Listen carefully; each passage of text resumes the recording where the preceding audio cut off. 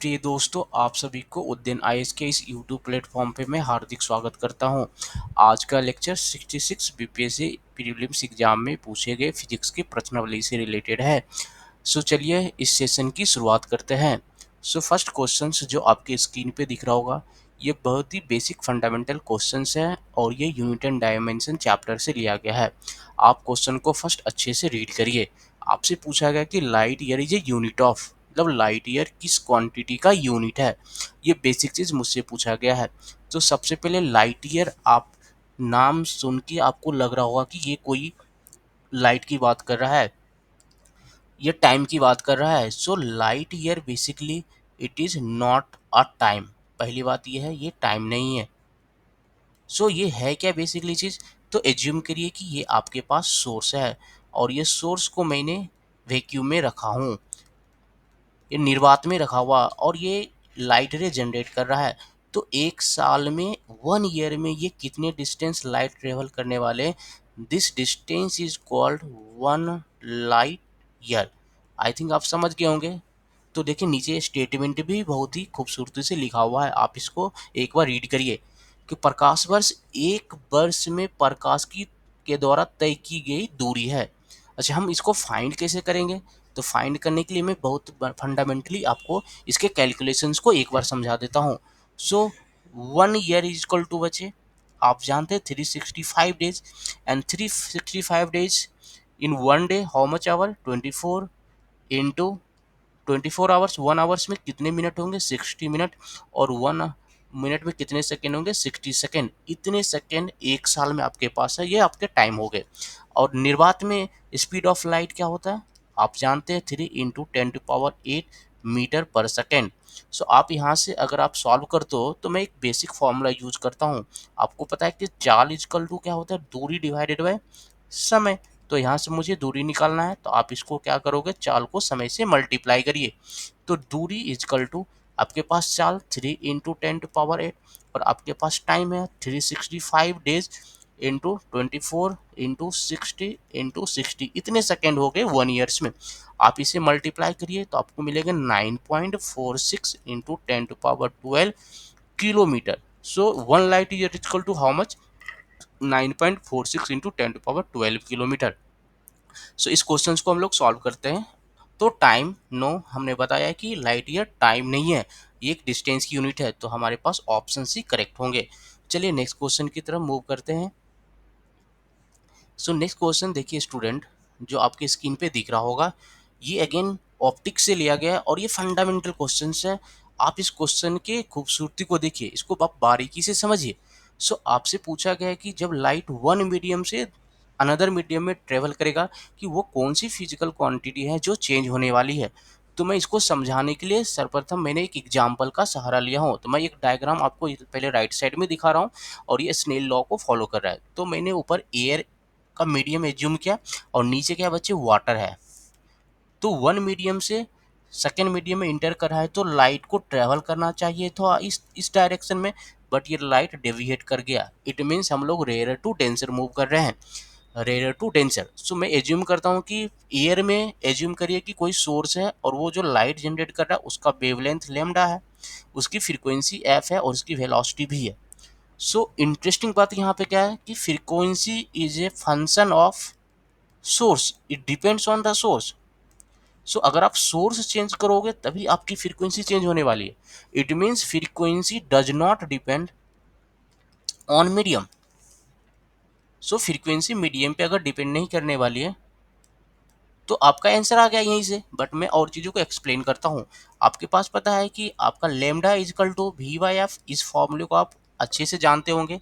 तो आपका frequency it is source dependent, ये सोर्स पे डिपेंड कर रहा है। तो आपका वेवलेंथ एंड वेलोसिटी, तो आप देखो जब वन मीडियम से अनदर मीडियम में जा रहे हैं तो ये क्या ट्राई कर रहा है? ये नॉर्मल की तरफ शिफ्ट हो रहा है। इट मीन्स ऐसा चेंजेस इसलिए हो पा रहा है क्योंकि इसके वेलोसिटी में चेंज हो रहा है, इसके स्पीड में चेंज हो रहा है। मतलब वेलोसिटी क्या हो गया बच्चे? ये हो गया मीडियम डिपेंडेंट। सो राइट साइड अगर मीडियम डिपेंडेंट है तो लेफ्ट साइड भी मीडियम डिपेंडेंट होना पड़ेगा। तो ये मीडियम डिपेंडेंट, आपका वेवलेंथ भी मीडियम डिपेंडेंट है। सो इन सारे क्वांटिटीज में आप देखोगे तो मीडियम चेंज होने से हमारे सोर्स भी मीडियम चेंज होने से हमारे रिफ्रैक्टिव इंडेक्स भी चेंज होंगे, हमारे वेवलेंथ भी चेंज होंगे, हमारे वेलोसिटी भी चेंज होंगे। तो चेंज कौन सा नहीं होगा? फ्रीक्वेंसी। और क्यों नहीं होगा? क्योंकि frequency depends on the source, और मैं सोर्स को फिक्स रखा हूँ और ये चेंज नहीं हो रहा है। तो आप समझ गए होंगे इसके आंसर क्या होने वाले, सी होने वाले हैं। चलिए नेक्स्ट क्वेश्चन की तरफ मूव करते हैं।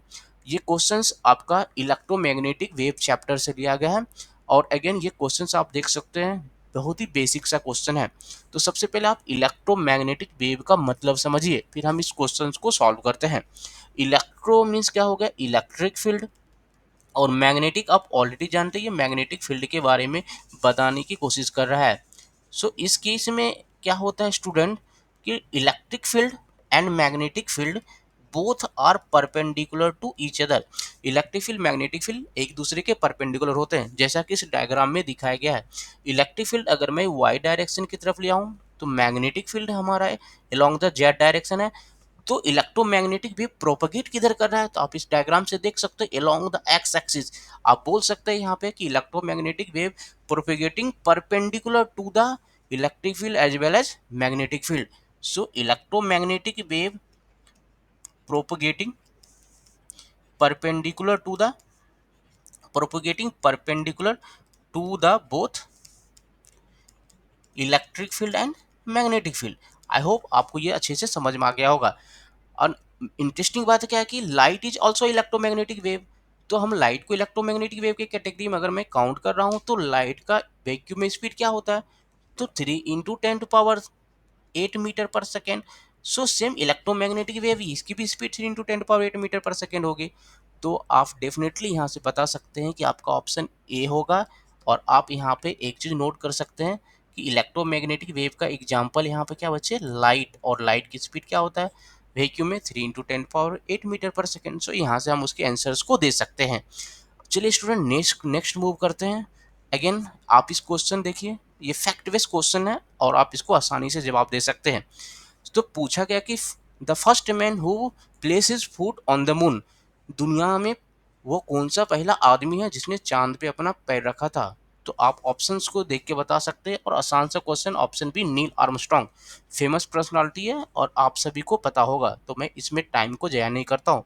नेक्स्ट क्वेश्चन पे आते बच्चे, और इसको हम बारीकी से स्टडी करते हैं।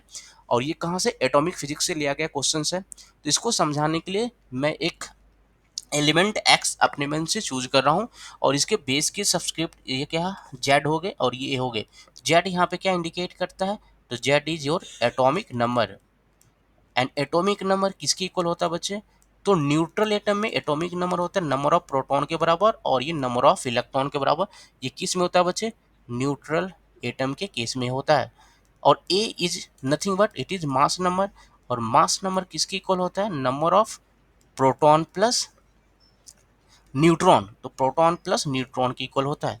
अब ये रिलेशंस आप आसानी से आप समझ गए होंगे। अब मैं क्वेश्चन वाले एग्जाम्पल ले आता हूँ। आपको प्लूटोनियम न्यूक्लियोटाइड्स दिया हुआ है, और इसमें आप देख सकते हैं कि आपकी जेड की वैल्यू कितना 94 है, और आप ये बता सकते हैं आपकी ए की वैल्यू है 242। तो 94 हमें पता है कि जेड बराबर पी होता है। तो यहाँ से अगर मैं न्यूट्रॉन की वैल्यू फाइंड करूँ, तो एन इजकल टू क्या होगा? आप आसानी से फॉर्मूला लगा सकते हैं ए माइनस पी, और ए की वैल्यू 242 और इसकी वैल्यू 94। आप इसको सॉल्व करिए, आपके पास 148 आने वाले हैं। तो नंबर ऑफ न्यूट्रॉन कितने होंगे? 148। आई होप आप इसे समझ गए होंगे। चलिए नेक्स्ट क्वेश्चन की तरफ मूव करते हैं। और नेक्स्ट क्वेश्चन ये आपके फ्लूइड मैकेनिक्स से लिया गया है क्वेश्चन है। तो आपसे पूछा गया कि वो कौन सा फ्लूइड्स है जिसकी विस्कोसिटी आपके पास मैक्सिमम होगी, सबसे ज़्यादा किसकी होगी? सो आपके पास एग्जांपल्स में दिया हुआ है, ऑप्शन देख सकते हैं, water, air, blood and honey. इन चारों में से उसकी विस्कोसिटी हाईएस्ट किसकी होगी वो मुझे बताना है। तो इस क्वेश्चन को सॉल्व करने के लिए हमने यहाँ पे एक डाटा लिया हूँ, बट इस डाटा को दिखाने से पहले मैं एक चीज़ बताता हूँ कि विस्कोसिटी का रिलेशन गाढ़ेपन के साथ है। तो आप बोल सकते हैं कि श्यानता जो होता है बच्चे, वो किस पे डिपेंड करता है? डायरेक्टली प्रोपोर्शनल टू गाढ़ापन। जिस लिक्विड का गाढ़ापन जितना ज़्यादा होगा, उसकी श्यानता उतनी ज़्यादा होगी। तो आप इस लिस्ट को एक बार देखो और फिर इस क्वेश्चंस को सॉल्व करने का कोशिश करिए। तो एयर, इस चारों फ्लूइड्स में से एयर की जो डेंसिटी है, जो गाढ़ापन है, वो सबसे कम है। इट मीन्स एयर का विस्कोसिटी तो सबसे लिस्ट होगा। तो हम यहाँ पे मार्क कर सकते हैं इसकी जो विस्कोसिटी वो लिस्ट है। अब हम लोग वाटर, ब्लड एंड हनी में आते हैं, तो वाटर का देखिए दिया 1 to 5 दिया हुआ है, आप देख सकते हैं ब्लड का 10 दिया हुआ है, और आप देख सकते हैं हनी का दिया हुआ है 2 to 3000 CPS। तो आप इनमें देखते हैं 2000 to 3000 CPS। तो हनी सबसे ज़्यादा गाढ़ापन है क्योंकि उसका विस्कोसिटी सबसे हाई होगा। तो इस डाटा के हिसाब से हम लोग जा सकते हैं कि हमारा ऑप्शन डी करेक्ट है। आई होप आपको इस क्वेश्चन को आप आसानी से समझ गए होंगे। चलिए नेक्स्ट क्वेश्चन की तरफ मूव करते हैं। और ये जो क्वेश्चन है बच्चे, ये आपका करंट एंड इलेक्ट्रिसिटी चैप्टर से लिया गया है। और ये किस कॉन्सेप्ट के ऊपर बेस्ड है, तो इक्विवेलेंट रेजिस्टेंस के कॉन्सेप्ट के ऊपर बेस्ड है।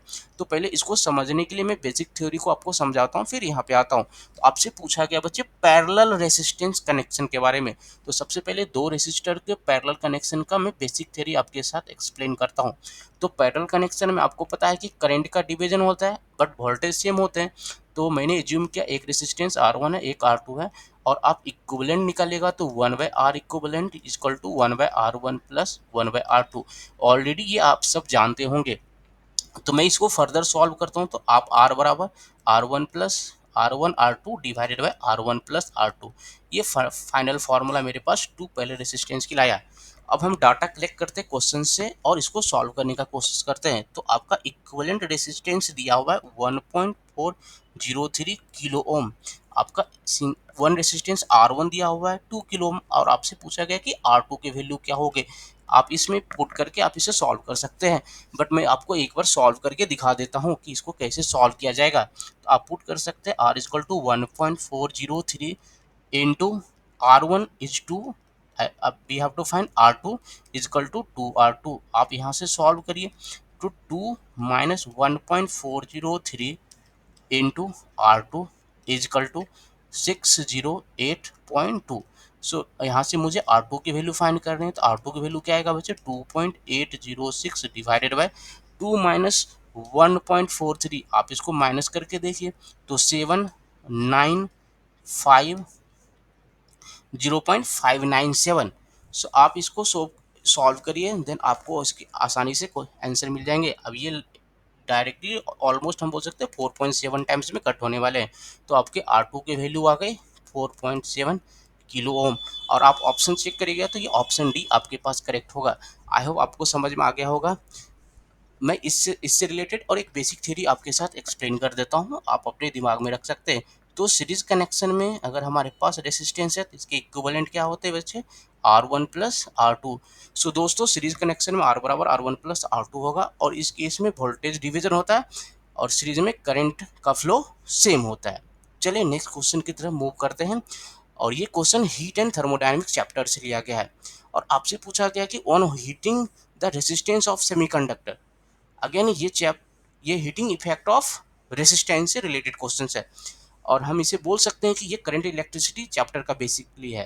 तो चलिए मैं इसे सॉल्व करता हूँ। और इसको सॉल्व करने से पहले मैं एक बेसिक चीज़ डिस्कस करता हूँ कि आप कंडक्टर के केस में ऑलरेडी बहुत सारे लोग जानते होंगे कि दोस्तों कंडक्टर के केस में आपका रेसिस्टेंस क्या होता है, फॉर्मूला R बराबर R0 1 plus alpha delta T. और अल्फा को क्या बोलते हैं बच्चे, कोफिशिएंट ऑफ रेसिस्टेंस। तो coefficient of resistance in case of conductor positive होता है।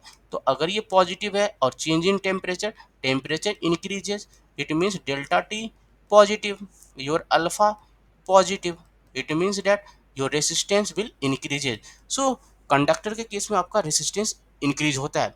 बट सेमीकंडक्टर के केस में क्या होता है बच्चे, इसके फॉरबिडन एनर्जी गैप कम होते हैं और इस पे इम्पैक्ट क्या पड़ता है।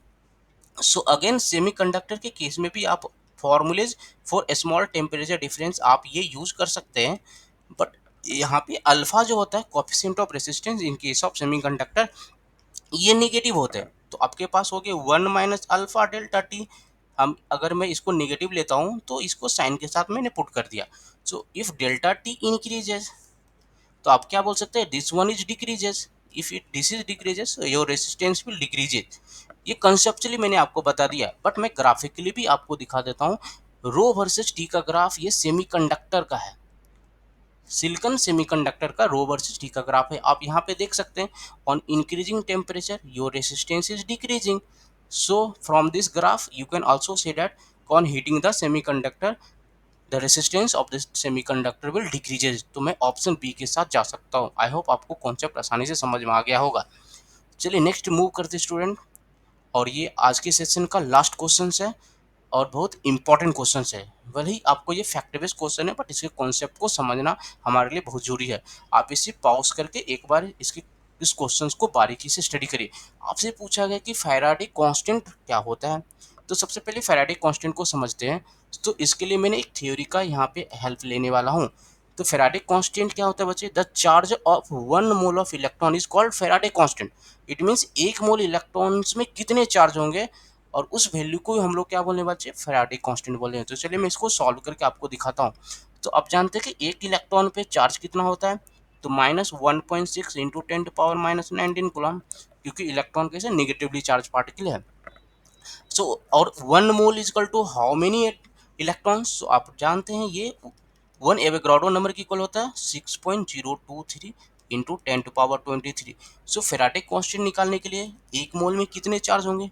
तो 1 मोल में इलेक्ट्रॉन Na के बराबर है, और एक इलेक्ट्रॉन के पे चार्ज E के बराबर है। तो मैं सारे वैल्यूज यहाँ पे रख देता हूँ और मैग्नीट्यूड के साथ रख रहा हूँ। तो 6.023 इंटू 10⁻23 इंटू 1.6 इंटू 10⁻⁻19। आप इसे सॉल्व करो, आपके पास 9.648 इंटू 10⁻4 कूलम मोल इनवर्स। सो ये हमारे पास स्टूडेंट फैराडे कांस्टेंट होगा। आप इसको समझिए, क्या ये यूनिवर्सल होंगे या किसी अमाउंट ऑफ इलेक्ट्रोलाइट्स पे डिपेंड कर रहे हैं, करंट पे डिपेंड कर रहे हैं? आप इसको समझिए। तो ई क्या होता है बच्चे? चार्ज ऑन इलेक्ट्रॉन, और ये कांस्टेंट होने वाला है irrespective of any physical changes. Avogadro number भी फिक्स है, तो ये भी चेंज नहीं होगा। इट मीन्स Na इंटू ई कभी चेंज होने वाले नहीं है। तो हम बोल सकते हैं it is a universal constant. I hope आप इसको आसानी से समझ गए होंगे। तो आज का सेशन मैं यहीं पे एंड करता हूँ। नेक्स्ट सेशन 65 बीपीएससी में पूछे गए प्रीवियस ईयर के क्वेश्चन से रिलेटेड होंगे। Thank you so much guys.